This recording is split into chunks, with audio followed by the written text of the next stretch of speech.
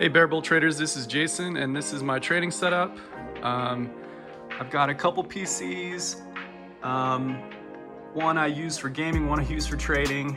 And they both share the monitors, so that's why there's two keyboard and mice up here. I've got 4 monitors right now, using 2 for Daytrading. I've experimented with anywhere from 1 to 5 screens, including a laptop. But right now I'm just using 2 screens. And the charts are a little weird because the market is closed today on Good Friday. I've been a paper trader and lifetime member of BBT since July of last year, and I haven't traded a real dollar yet, but things are going pretty well on Sim right now, so I hope to do that soon. And over here I have Thinkorswim. I use that as a scanner and chart and analysis tool, study tool. And then of course I keep the chat room on the top monitor.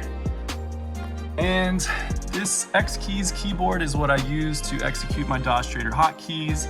I've also got a Stream Deck, but I really don't like the way the buttons work. They're not very reliable, so sometimes it misses a press or it double hits.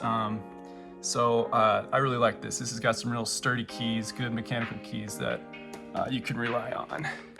And then, as you can probably tell, this is used for a lot more than just trading.